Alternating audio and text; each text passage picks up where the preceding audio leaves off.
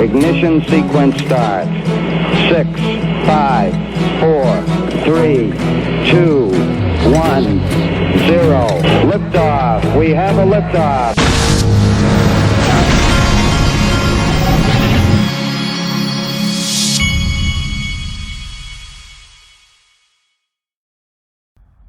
Hey everybody, this is the Digital Asset Investor, and before we get going, I want to remind you, this is Scott Lynn, CEO of Masterworks.io, one of my sponsors. Links in the top of the description. Click on the link, tell them DAI sent you. Contemporary art historically returns 23.2% each year on average when inflation is at least 3% like it is now. Founded Masterworks to make it possible for anyone to invest in blue chip art with works like by artists like Picasso. It's kind of like an inflation hedge, folks, and that's why I'm buying some too.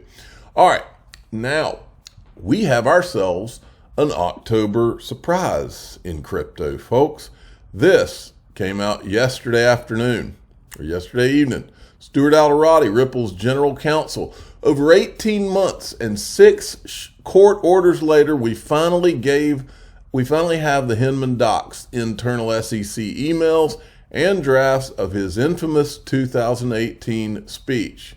While they remain confidential for now, at the SEC's insistence, confidential, folks, that's the thumbnail, confidential. Okay, while they remain confidential now, because of the SEC's insistence, and I'm assuming that's a court-ordered thing too, I can say that it was well worth the fight to get them. I've always felt good about our legal arguments, and I feel even better now. I always felt bad about the SEC's tactics and feel even worse about them now. That's pretty strong coming from Stuart Alderoty. Is a pretty measured guy, folks. Then John Deaton was retweeting it. I was just going to show you his thoughts as we go along. Let me translate what the well-spoken GC is saying. In my opinion, the SEC's nickname is Shady McGrady. And then I tweeted out, then Brad Garlinghouse weighs in, says the SEC wants you to think that it cares about disclosure, transparency, and clarity. Don't believe them. When the truth eventually comes out, the shamefulness of their behavior here will shock you. Elon Musk himself replies to the tweet and says, no way. All right. So what I did when I retweeted, I said, grand conspiracy, they said. Remember that? Remember, you know who said that? And so we've got Elon Musk replying, and then I made this comment. I replied that Dogecoin was a distraction. This might be the most bullish XRP tweet reply ever. And then just by coincidence, this article came out yesterday. I'm not going to cover it, but I just wanted to show you. Will Ripple be the next PayPal? And remember, Elon Musk started PayPal with Peter Thiel. It was originally called X.com. Moving along. And then John Deaton said this on January 21st, 2021, in my writ of mandamus, I said the filing of this case looked like it was used as a weapon. Still haven't been convinced otherwise, and it looks like I never will be. Now, folks, by the way, let me go back to Stuart Alderoty's original thing here, where he says, while they remain confidential for now at the SEC's insistence. I have gone on the record many times as telling you I don't think we'll ever see these. What was that? I just heard a weird sound. Hold on a second.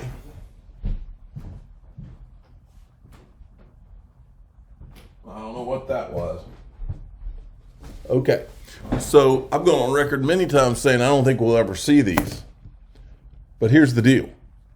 Until we see them, I still think the same thing. In fact, I think it's very possible that Stuart Alderoty and Brad Garlinghouse are tweeting these things, flexing their muscles, saying, look, you guys, you better settle this thing because this is going to get ugly. We're going to blow this up.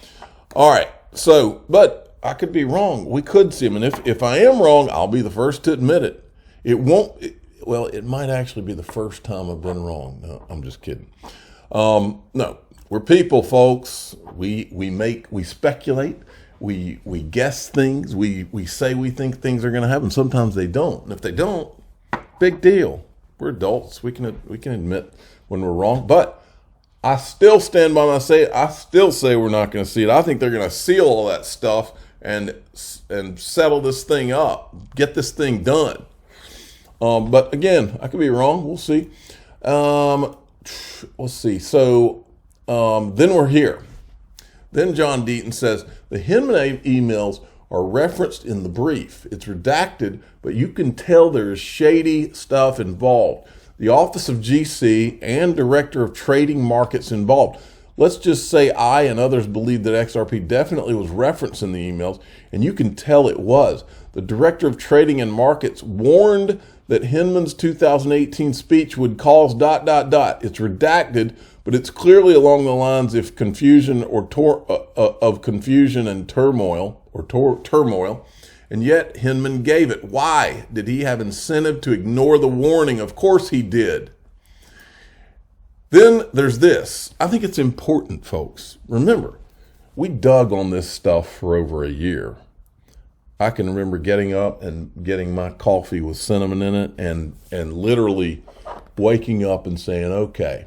I would literally go to YouTube on Saturdays and Sundays. I'd go to YouTube and I would just start searching some of the people I knew had to be involved in this and going through hours and hours of video.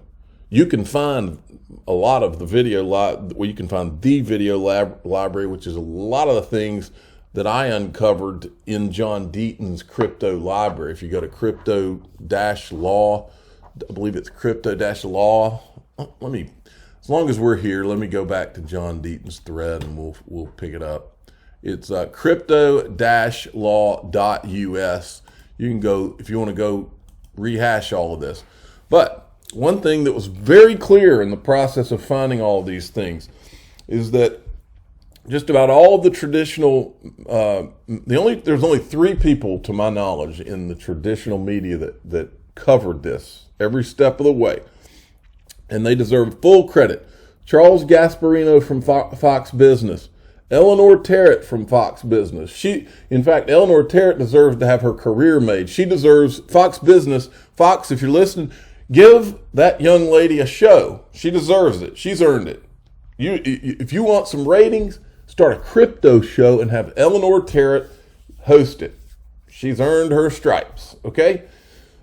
Charles Gasparino of Fox Business, Eleanor Terrett of Fox Business, and Rosalind Layton, who's a Forbes contributor. Those 3 are the only 3 major people, to my knowledge, in traditional media that covered this thing from the get-go. But we also need to point out those that did not, and trust you me, they were aware of it because we made sure they saw it. Thousands, if not hundreds of thousands of tweets. Put it right in front of their face. We did all but rub their nose in it like you do a dog that you're training not to poo-poo in the house, okay? They have no excuses. And also some of these Congress people, John Deaton has asked them over and over and over, you need to call for an investigation into the conflicts of interest at the SEC. Not one congressman, either side of the aisle. Politics doesn't matter to me. Either side of the aisle, not one. Even some of them that I think are good guys, not one has called for an investigation. And now they're going to all get their face rubbed in it because if this comes out, which I still question whether it will, but if it does, we're going to make sure they get to live it, okay? So here's just some of them, okay? Here's some of the media that's ignored it.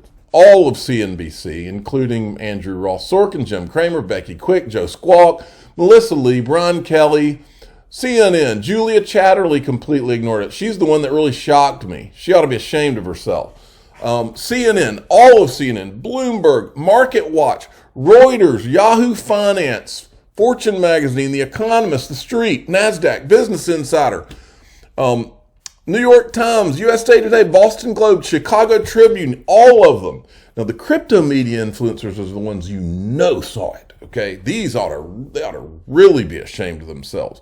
Just recently, the only whiff of any of them covering this was just recently when CoinDesk, probably to cover their butts, put out one article about the Hinman emails might be found or whatever. And they did that to cover their butt because they didn't do anything to cover this for a year or more.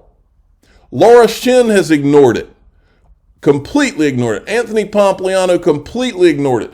Decrypt Media completely ignored it. CoinDesk just recently covered it a little bit to cover their butt. Cointelegraph, to my knowledge, pretty much nothing. Bitcoin Magazine, Crypto Slate, Bitcoin is Michael Saylor, of course. All he cares about is Bitcoin, and so anything outside of that, he's not interested. All of these Congress members on the Finance Committee ignored it. They didn't do anything to call for an investigation. What are all these people hiding from? Why are they not willing to do it? And I make a point here. This country and world cannot be fixed when corruption is only pointed out by a few voices in the wilderness and ignored by the powerful. The people on this list need to tell the world where they stand on ETHgate. The shock is coming. And Charles Hoskinson, screw you too. Never was a grand conspiracy. You ought to be ashamed of yourself. You're a smart man, but you got out of your lane on this one, and I don't care what anybody says. You ought to be ashamed of yourself. And here's the other thing. I typed this last night. Think any of these people are going to have trouble sleeping tonight? This is from the Freedom of Information Act request. Remember that? Freedom of Information Act request on the this is from Empower. They only got this because they kept on and kept on and kept on. But this is the list of persons from the Enterprise Ethereum Alliance who communicated with Bill Hinman May 2017 to December 2020. And I'm not saying all the people on this list did anything wrong, but I am saying I'll bet you there's a couple of them that lost some sleep last night. I'm going to finish up by reminding you, ProCoin News Daily. I'm putting the link in the top of the description. This is for wild speculators only. They're gonna have a little. It's like an email list, and it's gonna start going out soon. And you'll receive the daily crypto news, and then I'm kind of I don't know what you'd call me, like a contributor featuring digital asset investor. But I do warn you, it's for wild speculators only, of which I am one. I've joined the list myself because I'd like to get my crypto news in the email. I'm the digital asset investor. I'm not an investment advisor. This is for entertainment purposes only. Please subscribe, hit the like button, and tell your friends and family we've been right all along. ETHgate's real, and all these people that have ignored it, they ought to be ashamed of themselves, and they ought to be called out too. Because